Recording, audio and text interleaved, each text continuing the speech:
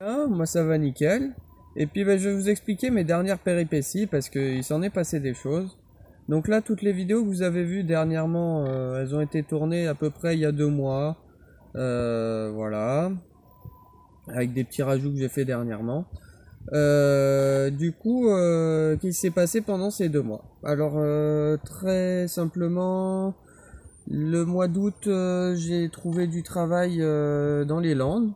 Donc j'y suis allé avec la caravane et donc voilà, j'ai fait ma saison dans les Landes qui s'est finie à peu près début mi-septembre, un peu avant mi-septembre quoi.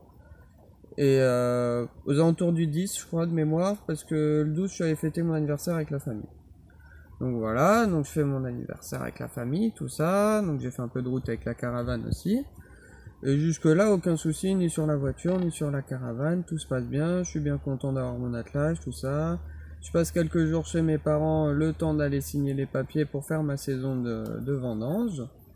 Et bah, sur la route pour partir pour les vendanges, je fais un bon bout de route, j'étais à peu près à la moitié de la route, entre Toulouse et Saint-Émilion.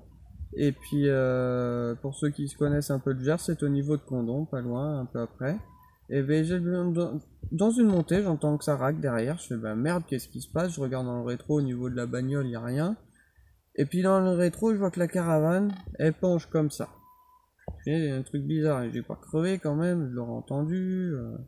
Donc, dans tous les cas, il faut que je monte la côte, parce que c'était trop dangereux de s'arrêter dans le creux d'une côte. Hein. Donc, je monte la côte, et puis je me garde sur le bas-côté de la route, et je regarde. Et donc, ouais, bah, la caravane qui touche par terre sur le côté droit, je fais merde. Et puis, je me suis dit, bah, de toute façon, je vais ouvrir la porte de la caravane, on va voir ce qui s'est passé. Et ben là, quelle surprise que j'ai. La caravane, l'intérieur, la roue, elle a pas crevé, rien. C'est juste le plancher qui a lâché. Du coup, en fait, le plancher qui tenait les côtés de la caravane, eh ben, il a lâché. Et puis, du coup, ça faisait que le plancher, il était toujours à plat avec le châssis. Et puis, il y a le côté de la caravane qui traînait par terre. Comme ça. Donc c'est mon gros problème. Du coup là j'appelle l'assurance, tout ça, le dépanneur qui vient au bout d'un moment. Moi j'avais déjà chargé les affaires pour partir aller signer les papiers et faire ma saison quand même. Et puis le gars du coup il me dit alors du coup là la caravane de toute façon elle est épave, hein, vous ne pourrez pas la réparer. Et vous avez 7 jours pour la vider, venir faire les papiers. Sinon, après, il y a des frais de gardiennage. Donc moi, je me suis dit, bah merde, là, si je pars faire ma saison, ça va toujours mettre plus de 7 jours et ça va être la merde. Donc du coup, ce que j'ai décidé de faire, j'ai fait des allers-retours entre Toulouse et Condom. Ça me faisait à peu près 2-3 heures de route.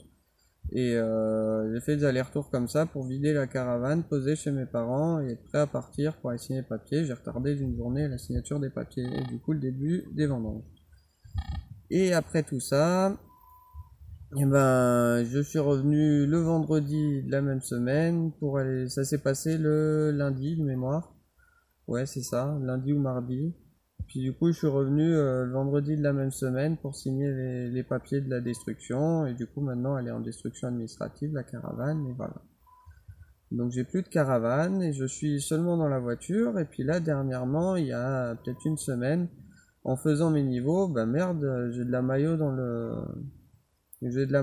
le bouchon d'huile. Et puis j'avais remarqué un peu avant qu'il avait tendance à fumer blanc. Donc putain, merde, ça veut dire que j'ai un joint de culette, j'ai déjà cru une fois. Donc du coup, maintenant, je sais comment le reconnaître.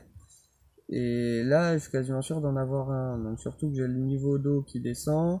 Sur la tirette d'huile, ça me fait un peu de la maillot aussi, moins fort que dans le bouchon de réservoir, mais ça m'en fait quand même. Et en plus, quand il fait frais, je fume blanc. Et donc pour moi, j'ai un joint de culasse. Et je sais qu'à faire réparer en garage, c'est 1500 €. J'ai demandé à certains contacts au Black s'il y en a qui seraient prêts à me le faire et à quel prix. Et pour le moment, j'ai eu aucune réponse. Et entre-temps, j'ai un ami qui me parle d'un truc. Voilà, il y a un pote à lui qui vend un trafic aménagé à 1000 balles. Il le vend sans le contrôle technique. Bon, à ce prix-là, on peut s'y attendre. Et puis en fait, c'est que en discutant un peu plus, c'est un camion qui est VASP, donc homologué camping-car, Et il n'y a pas grand chose au niveau frais à faire dessus, donc ça me rassure un peu pour le contrôle technique. C'est un ami en qui j'ai très confiance, donc je sais que je peux avoir confiance en lui par rapport au fait qu'il cherche pas à m'arnaquer sur le camion de son pote. Et puis, en plus de ça, le camion est VSP, donc pour 1000 balles un camion VSP, même sans contrôle technique, c'est quand même bien. C'est un trafic, lui il l'a conduit pendant plus d'une année pour aller au taf, aucun problème au niveau de la boîte, tout ça, le moteur tourne très rond. Et je l'ai pas encore vu ce camion, donc j'attends d'aller le voir, mais je pense que je vais l'acheter, histoire d'être bien pour cet hiver, de pas avoir à racheter une caravane et de risquer le même problème. Et la voiture, je pense pas la réparer du coup, parce que même si c'est au black, je pense que j'en ai avoir pour au moins 500 balles de frais. Et bah, je préfère mettre 500 balles de plus et avoir un camion propre où j'ai plus de place, que je peux tenir debout, tout ça, plutôt que, plutôt que ça. Donc écoutez, là voilà, je vous ai un peu expliqué toutes mes péripéties. Je vais essayer de vous mettre quelques photos pendant que je parle sur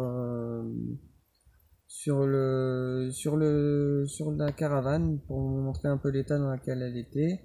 Et puis bah si vous en avez pas, c'est que j'ai pas réussi à le faire parce que là sur mon téléphone le montage devient un peu galère. Je vais me retrouver une autre appli, mais en attendant voilà. Donc allez, tchuss, à plus les amis, et puis bah, je vous tiens au courant de ce qui va se passer du coup.